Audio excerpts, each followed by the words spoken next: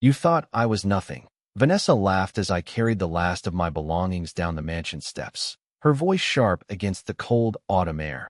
Daniel Mercer felt the crunch of wet leaves under his boots, the oversized leather duffel slung over one shoulder, the polished gates of the estate slowly closing behind him, while Chase Whitman stood by the driveway sipping coffee, smirking at the scene as if he had orchestrated the moment himself.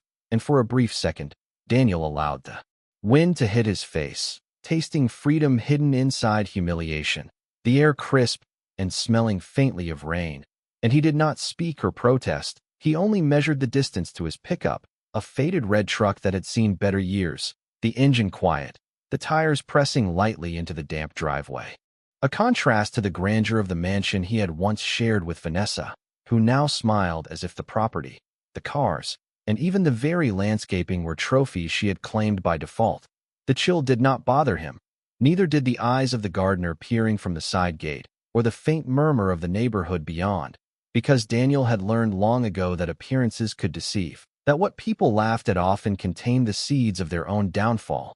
And he remembered the countless nights he had spent in a cramped apartment in Pittsburgh, working double shifts, counting pennies, learning to build a life from nothing, and now, standing in the shadow of wealth and mockery, he recognized that this was another beginning rather than an end. He dropped the duffel into the bed of the truck with deliberate care, sliding the keys into his pocket, not rushing, letting the gravity of the moment sink in. Vanessa still calling after him, her laughter echoing like a soundtrack he could not change, while Chase whispered something faintly arrogant about his plans for the weekend, and Daniel let it wash over him like water running over stone, unmoved, patient, knowing that every document, every investment, every hidden asset he had meticulously arranged before this day would speak louder than any words she could throw. And he started the truck slowly, the headlights casting elongated shadows across the driveway, the mansion gleaming behind him, and he drove into the early morning fog, the tires spinning lightly on wet asphalt, the duffel in the back containing nothing of consequence to the world but everything to him. The road ahead empty yet full of possibility, his mind already tracing the plans to transform the abandoned apartment he would soon inhabit into a hub of projects, strategy, and growth, a quiet empire invisible to anyone who judged him by appearances, while Vanessa and Chase watched from the lawn, thinking they had the upper hand, not realizing that the man they dismissed had already turned the first move into a long game, a story of resilience, patience, and silent power that would unfold without their permission. And Daniel exhaled slowly, feeling the weight of history, humiliation, and opportunity settle together, knowing that the mansion she had claimed was no longer a measure of him, and that the apartment, cold, bare, and abandoned, would become the true stage of his comeback. Daniel Mercer stepped into the abandoned apartment building, the air thick with dust and the faint smell of old paint, the floorboards creaking under each careful step as he carried the duffel from the truck. He paused in the narrow hallway, letting his eyes adjust to the dim light filtering through cracked windows, noting the peeling wallpaper, the exposed pipes along the ceiling, and the graffiti fading on the walls, imagining how he would transform this forgotten place into a center of planning, growth, and control. While outside the city hum continued, unaware of the quiet reclamation occurring within, he set the duffel down on the worn linoleum, brushing off dust, then opened it to inspect the few items he had brought: tools, notebooks, and a laptop. Each item symbolizing the foundation of a life rebuilt with patience and strategy rather than impulse. He walked to the main window and looked out at the street below, where autumn leaves swirled, traffic moved lazily, and neighbors carried on, none of them knowing that a man who appeared displaced was quietly orchestrating a plan to reclaim his agency and secure his future. The contrast between their perception and the reality of his methodical actions bringing a faint smile to his lips as he envisioned the projects he would initiate, the investments he would monitor, and the systems he would organize while maintaining invisibility. Daniel moved across the apartment, testing light switches, noting which outlets worked, where the drafts entered, and where he could place his makeshift desk to maximize sunlight for long working hours, mentally drafting plans for restoration and renovation, while also recalling his past struggles in Pittsburgh, where scarcity had taught him resilience and resourcefulness. every hardship now serving as a lesson applied to the careful accumulation of knowledge and strategic positioning within this space. He paused at a corner where the ceiling had water stains, imagining the repairs he would undertake and how each small improvement would compound into a controlled, visible order. The apartment, no longer simply a place to live, but a symbol of patience, discipline, and quiet triumph over misperception. And as he sat on the edge of a rickety chair, opening the laptop and connecting it to the flickering outlet, he began entering data, mapping finances, updating spreadsheets, reviewing previous investments, all while listening to the muted hum of the city outside, knowing that this methodical, silent work would set the stage for outcomes unseen by anyone who had ever judged him, reinforcing the lesson that control, foresight, and preparation outweigh spectacle and immediate recognition. And Daniel allowed himself a deep breath, feeling the gravity of the apartment, the weight of the mansion left behind, and the possibilities inherent in the quiet reclamation of a life rebuilt step by step.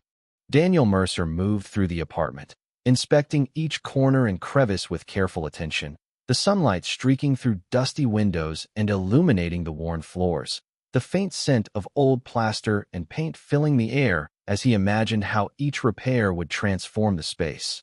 He placed a folding table near a cracked window, arranging his laptop, notebooks, and financial documents in an orderly fashion, the organization giving him a sense of calm control after the chaos of the mansion and the laughter he had left behind, while outside the street was quiet, only the occasional car passing. Oblivious to the silent work unfolding within, he recalled the days he had spent in Pittsburgh, working double shifts in warehouses, saving every penny, understanding how scarcity and patience built resilience. Each memory reinforcing his determination to use this apartment not as a symbol of loss, but as a foundation for growth. He moved toward the kitchen area, noting which outlets functioned and planning where lights and shelving would go, mentally laying out a workflow that would allow him to manage multiple projects simultaneously without distraction, his hands tracing the lines of peeling wallpaper and cracked ceiling. Seeing in each flaw an opportunity to rebuild stronger, he opened a notebook and began sketching ideas for investing in undervalued properties, renovating them, and creating revenue streams while keeping his work private, the silence punctuated only by the hum of his laptop and the occasional draft from the broken window. Daniel paused by the doorway, imagining the apartment fully restored, a center of activity and strategy, yet invisible to those who believed he had lost everything. And he smiled faintly at the thought that every small action taken today would compound into a powerful, controlled outcome tomorrow. He placed sticky notes on the walls marking areas for improvement, each note a reminder of past lessons and future possibilities, every detail carefully logged and cross-referenced in his mind. The apartment becoming not just a place to live, but a headquarters of quiet authority. He glanced at the duffel, still on the floor, thinking of how minimal it looked to the world outside, yet how rich it was in tools and documents that would allow him to build a future on his own terms. He walked to the balcony, lifted the faded curtain, and watched the city below, imagining each project taking shape in the streets, each investment quietly growing while the world assumed he was defeated. And he took a deep breath, feeling the weight of strategy and patience settle within him. The abandoned apartment no longer a place of loss, but a canvas for planning, rebuilding, and ultimate vindication, a testament to the quiet power of deliberate action and the resilience cultivated through years of disciplined effort. Daniel Mercer spent the morning carefully evaluating the apartment, moving from room to room with a sense of purpose that made the space feel alive despite its disrepair, the sunlight cutting through dusty windows highlighting areas he could restore and plan for future projects. He laid out tools, notebooks, and a laptop on the folding table, each item representing a step toward rebuilding not just a physical space, but his control over life and opportunity, while outside, the quiet street remained oblivious to the methodical process occurring within, and he measured distances, drafted layouts, and mentally organized investments and renovations, considering how each choice would affect the long-term growth of his projects, noting structural weaknesses, light sources, and airflow, visualizing how improvements would make the apartment both functional and strategically advantageous. Daniel paused to review financial records and past investments, cross-referencing them with current opportunities, taking notes meticulously in a notebook, the precision of his organization giving him a sense of calm and control he had not experienced in years. Remembering the countless nights he had spent in modest apartments, working extra hours to save every dollar, understanding that patience, strategy, and discipline were as critical as physical labor in creating a lasting foundation. And he applied these lessons here, considering not only the physical restoration but also the timing, logistics, and potential impact of each decision on his broader objectives. Walking to the kitchen area to test water pressure and inspect plumbing. Noting which fixtures would need replacement and how to phase the repairs efficiently while maintaining the habit of documenting each detail. He checked electrical outlets and lighting, ensuring that every source of power was reliable for the hours of work ahead, then mapped out storage areas, workspaces, and investment portfolios within his mind, thinking several steps ahead, building a mental blueprint that would guide his actions over weeks and months, visualizing the completed space as both a living area and an operational hub, a reflection of his capability to transform limitations into advantage. And he took a moment to stand by a cracked window, looking out at the quiet city beyond, feeling the contrast between the perception of those who thought him defeated and the reality of his methodical planning, allowing himself a subtle, confident smile at the knowledge that each careful action taken today was setting the stage for undeniable results, a silent testament to resilience, strategy, and the quiet power of foresight, reinforcing that appearances could deceive, and that true control often resides in patience, planning, and deliberate action. And Daniel returned to his table to continue his work, fully immersed in the careful, detailed, and deliberate steps that would eventually convert the abandoned apartment into a symbol of capability and independence. Daniel Mercer spent the afternoon organizing the apartment with deliberate care, moving small pieces of furniture into optimal positions for workflow, setting up shelving along walls to store documents, tools, and notebooks, arranging the laptop and desk near a window for maximum daylight, and noting the spots where wiring and outlets would need upgrading to support long hours of focused work. Each step was calculated to create not only a functional living space, but also a strategic, operational hub where he could quietly manage investments, renovations, and projects without outside interference. The faint hum of the city below providing a rhythmic background to his methodical planning, reminding him of the contrast between appearance and reality, and reinforcing the lesson that patience, precision, and preparation were more powerful than haste or emotion. He moved to the hallway and checked the condition of doors and locks, making mental notes about repairs and security enhancements, considering how each small improvement would contribute to the overall integrity of the apartment and the sense of control it offered. He sat down at the makeshift desk to review financial statements and records, cross-referencing past accounts with current opportunities, noting patterns, discrepancies, and areas to optimize, his mind constantly mapping out a sequence of actions that would leverage both his hidden assets and the resources immediately at hand, allowing him to maintain a quiet presence while building tangible progress. He paused to consider the lessons learned from past hardships in Pittsburgh, the long nights and early mornings that had taught him resilience, frugality, and strategic thinking, all of which he now applied with precision to this new chapter. Each calculated decision reinforcing his confidence that the apartment, though modest and overlooked by the outside world, was in fact a stronghold of opportunity and potential. Every item placed on the desk, every note written in the notebook, every adjustment to the physical space contributing to the slow, steady accumulation of control and preparation. Daniel looked around the apartment, appreciating the order he was creating, the balance between function and strategy, and the quiet satisfaction that came from transforming a space others dismissed into a center for deliberate, structured advancement. And as the sun began to drop, casting long shadows across the worn floors, he closed the laptop for a brief moment, surveying the progress made, feeling the rhythm of control, and knowing that each careful, patient action was laying the foundation for outcomes unseen by those who had judged him by appearances alone. As evening settled over the city, Daniel Mercer continued to work in the apartment, moving through each room with purpose, testing lights, checking outlets, and planning improvements while the fading sunlight created long shadows across worn floors. Every detail observed, measured, and recorded in his notebook with meticulous precision.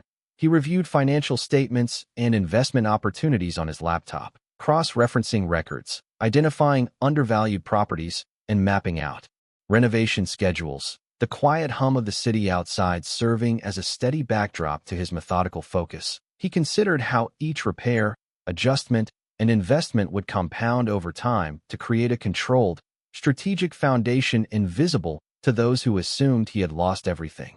He paused at the window to visualize the apartment fully restored, imagining workstations organized, lighting optimized, and spaces designated for both living and business management, each thought reinforcing the sense of control and purpose he had cultivated.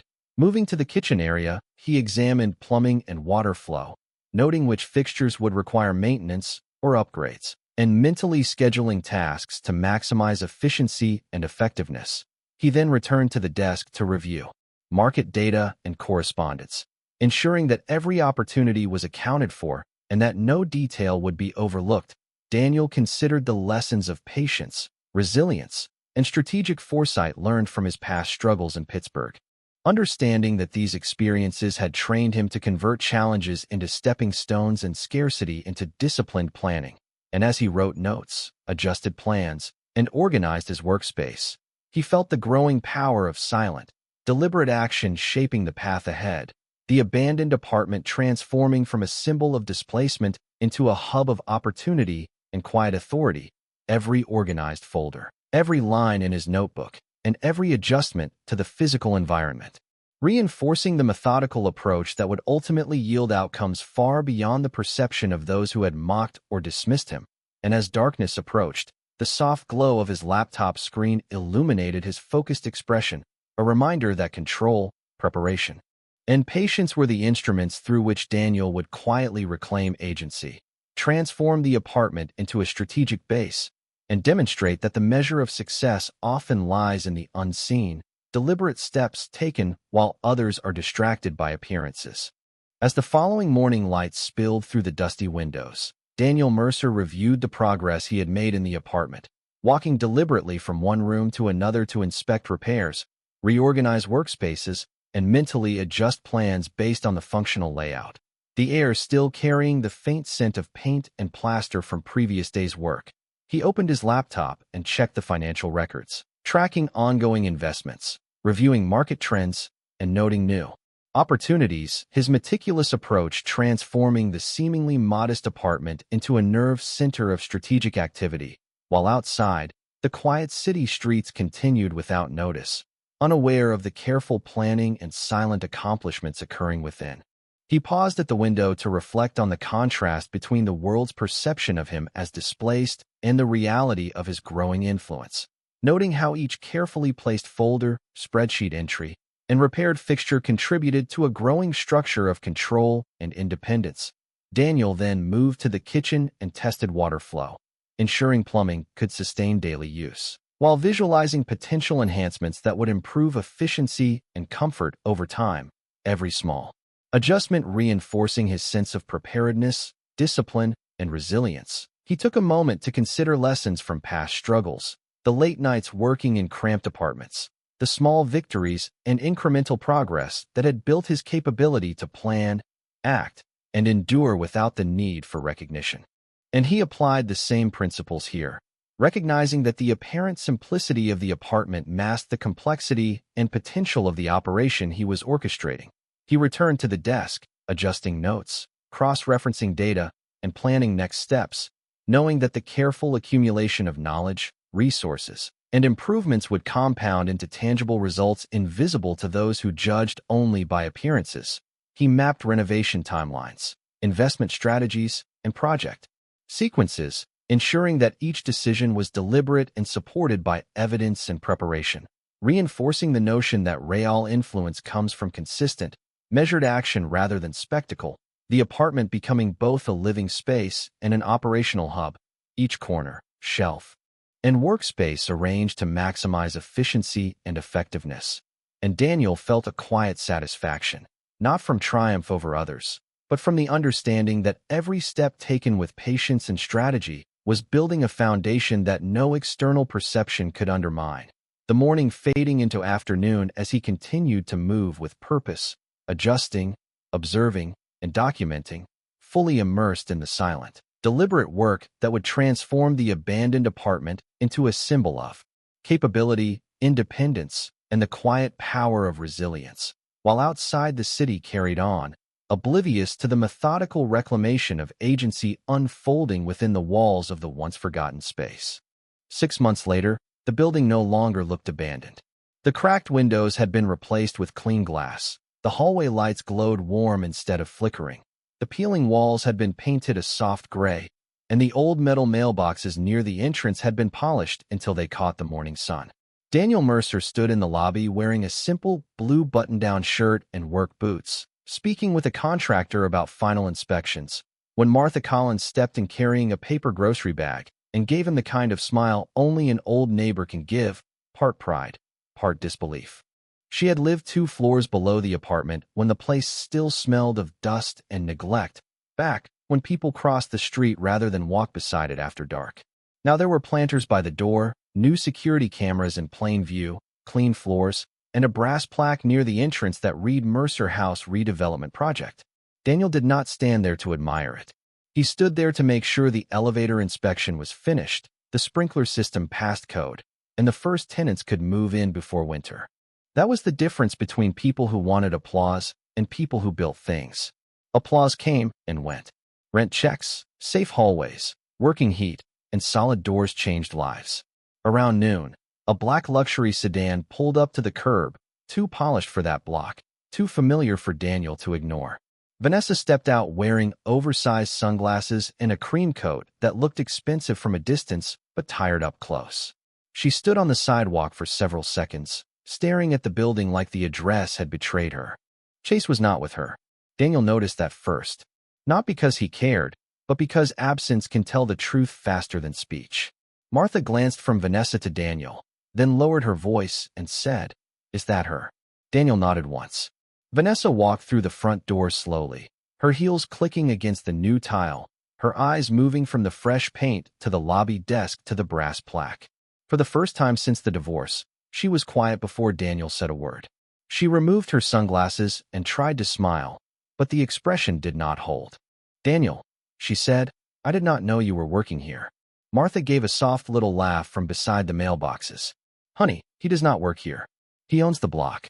The sentence landed gently, but it changed the air.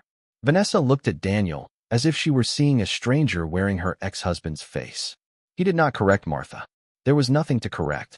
Over the past 6 months, through Mercer Holdings, he had purchased the building, the empty laundromat next door, the vacant lot behind it, and 2 adjoining row houses through separate deals nobody at the mansion had cared to notice. While Vanessa had been posting brunch photos and pretending the mansion was a victory, Daniel had been filing permits, negotiating with lenders, hiring crews, and turning a forgotten corner of Pittsburgh into something useful.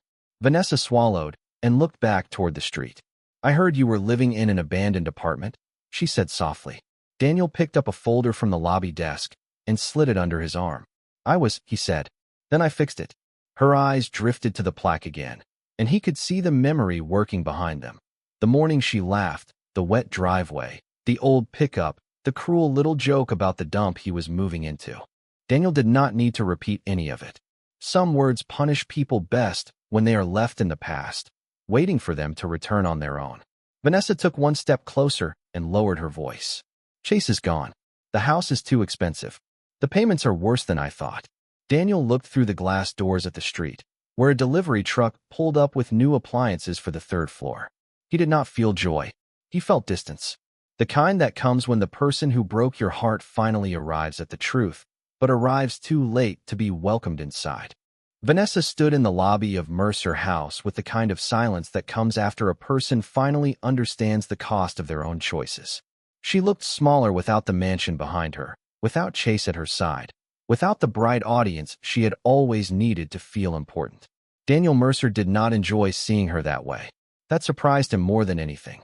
For years, he had imagined that if the day ever came when she saw the truth, he would feel satisfaction rise in his chest like a flag. Instead, he felt calm distance, the steady quiet of a man who had already walked through the storm and no longer needed to describe the rain. Vanessa said she was sorry. Not loudly, not dramatically, just tired, as if the words had taken 6 months to reach her mouth. She told him the mansion was draining her, that the taxes were crushing, that the repairs never stopped, that Chase had vanished the moment the bills became heavier than the lifestyle. Daniel listened because listening cost him nothing now. Then he handed her a business card for an independent financial advisor and said, "For once, Vanessa, read the papers before you sign them." Her eyes filled with regret, but regret is not the same as repair. She asked if there was any part of him that missed what they had. Daniel looked past her, through the glass doors, toward the street where workers were unloading new refrigerators for families who would soon have clean apartments, working heat, and safe hallways. He thought about the mansion's wide staircase, the polished floors, the cold laughter on the morning he left. He thought about the abandoned apartment, the dust, the cracked window, the folding table, the late nights turning plans into permits and permits into walls. Then he looked back at Vanessa and said, "I miss who I was before I started confusing love with proving myself." That was all. No speech, no revenge, no final insult. Just a door closing without being slammed. Vanessa left a few minutes later, walking slowly to the sedan, and Daniel watched only long enough to make sure she was safe on the sidewalk. Then he returned to work. By sunset, he stood on the roof of Mercer House with Martha Collins beside him, the city of Pittsburgh glowing in shades of gold and steel, traffic moving below like quiet veins of light. The old building stood beneath his boots, no longer abandoned, no longer a symbol of loss, but a foundation. Daniel understood then that victory was not the mansion, the money, or the look on Vanessa's face when she realized what he had built. Victory was peace. Victory was waking up without needing applause from someone who once mistook your silence for weakness. So tell me, if you had been in Daniel's place, would you have tried to explain yourself to someone who laughed at your lowest moment? Or would you have stayed quiet and let your life become the answer? Stories like this remind us that sometimes the place people mock becomes the place where you rebuild everything. And if this story stayed with you, stay close to this channel, because the next one may show another quiet person turning pain into power without ever raising their voice.